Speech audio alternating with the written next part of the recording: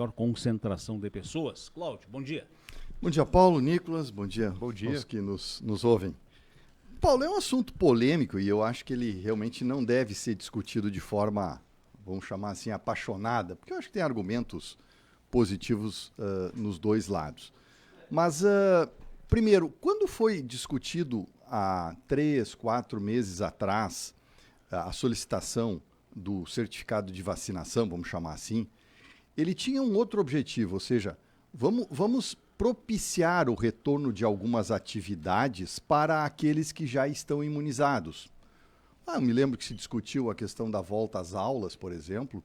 Bom, professores que já estão imunizados, né, poderiam então retornar ao ambiente escolar, porque eles já teriam uma proteção. Então, o objetivo na época era esse lado, né? Vamos começar a liberar a entrada em certos restaurantes, aqueles grupos que estão vacinados.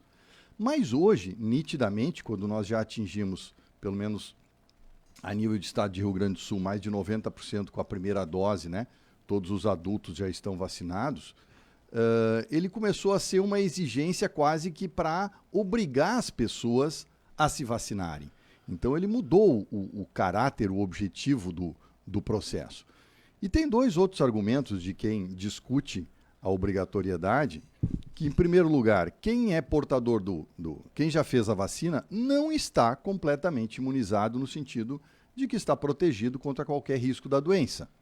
Segundo lugar, você pode transmitir mesmo sendo, estando vacinado. Então não quer dizer que a pessoa que está naquele ambiente e tem alguns sintomas gripais, ele não possa estar com Covid e contaminando outras pessoas que, mesmo vacinadas, pode desenvolver a doença. Então, do ponto de vista técnico, e essa é uma opinião pessoal minha, é bem questionável mesmo a gente exigir o passaporte.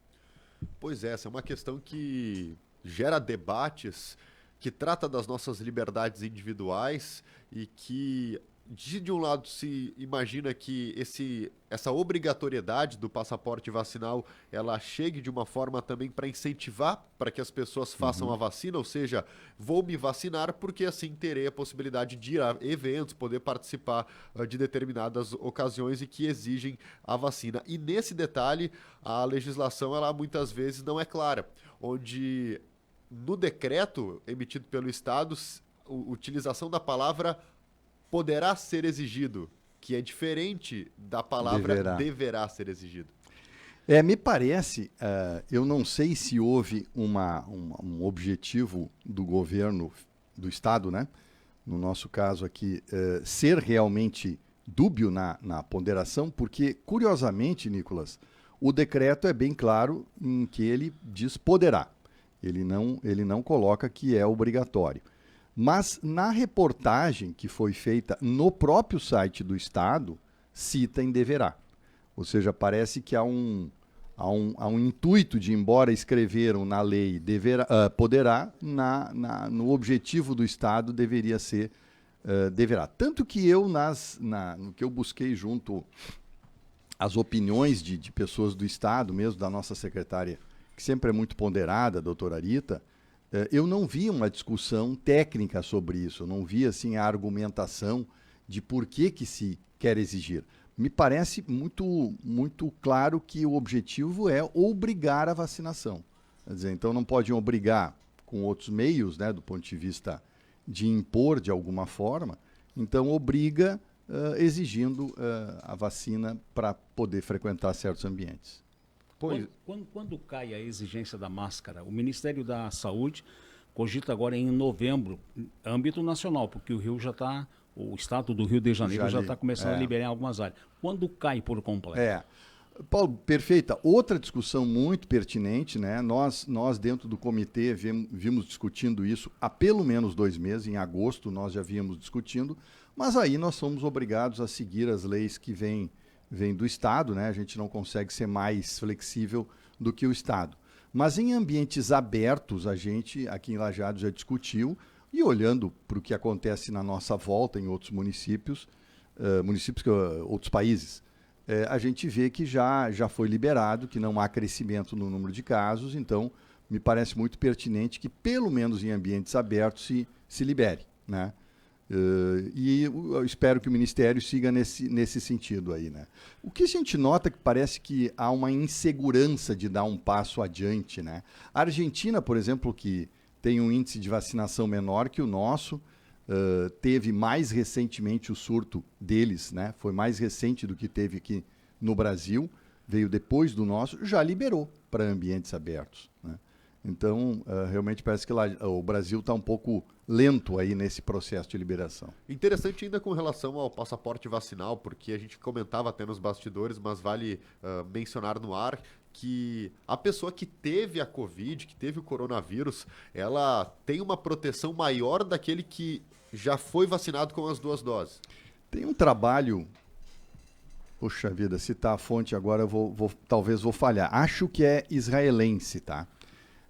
Israel sempre vacinou muito, né? Foi um dos primeiros países aí a atingir os maiores índices de vacinação. Depois eles tiveram surtos internos, revacinaram, estão revacinando lá.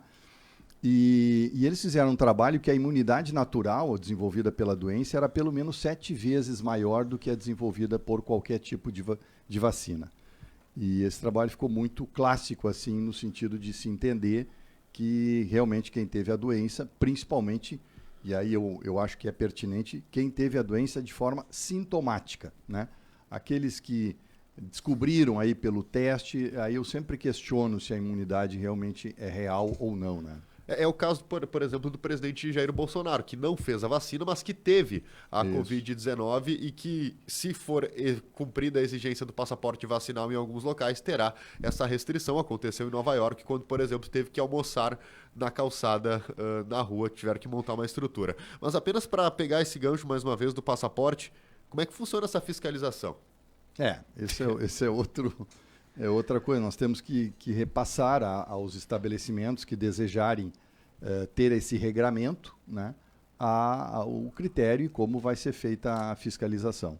Eventualmente, se o Estado solicitar, é uma lei estadual, a participação da fiscalização da Prefeitura, bom, aí a Prefeitura, como faz a fiscalização usual da quantidade de pessoas nos ambientes, né, os percentuais, né, os distanciamentos, enfim, também vai apoiar na fiscalização. Cláudio, o chimarrão, já se nota em alguns ambientes a situação coletiva do chimarrão. Qual é a opinião pessoal que você tem sobre isso?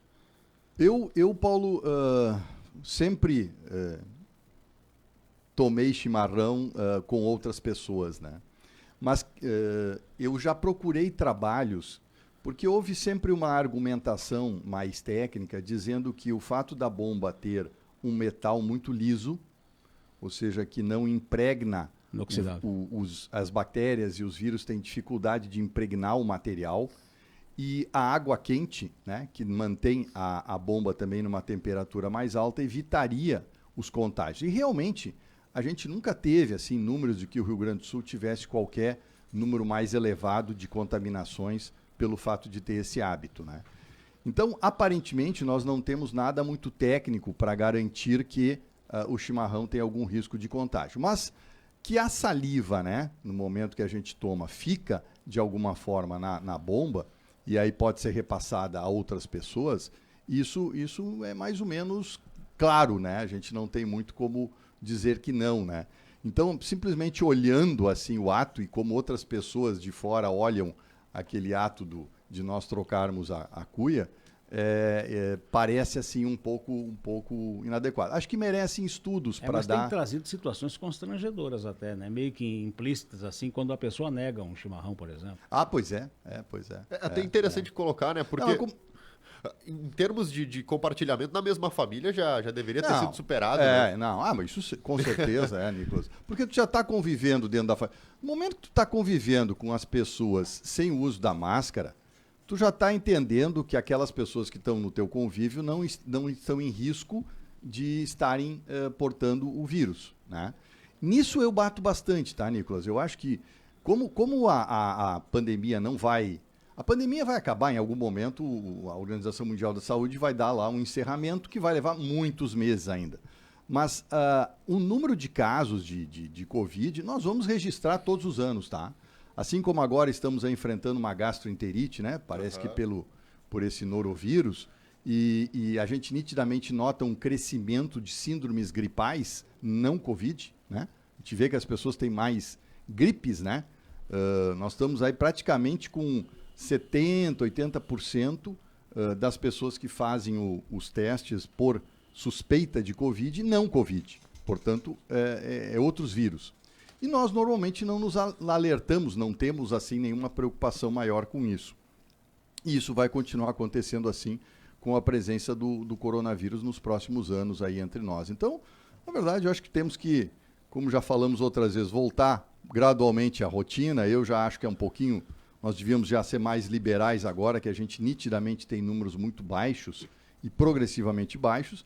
E se tivermos que voltar atrás, bom, faz parte do processo. Fechar com uma última informação para compartilhar, porque eu vi esse estudo e achei curioso. O risco de pegar Covid tocando a superfície é de 1 em 10 mil, de acordo com o estudo dos Estados Unidos. Perfeito, muito bom. Eu tinha já lido um trabalho do CDC que eles não tinham conseguido documentar que alguém tivesse se contaminado a partir da questão da superfície. Então, aquela questão dos tapetes sanitizantes, da limpeza do material que vem dos mercados, né? Todo aquele processo de higienização exagerado que a gente fez, parece que não foi eficaz. A relação mesmo trocar de roupa, aquela coisa. Isso aí. Tá bem, Cláudio. Grande abraço. Boa semana a todos. Agora 2 para as 8, 16 graus e 6 décimos a temperatura. Tem as últimas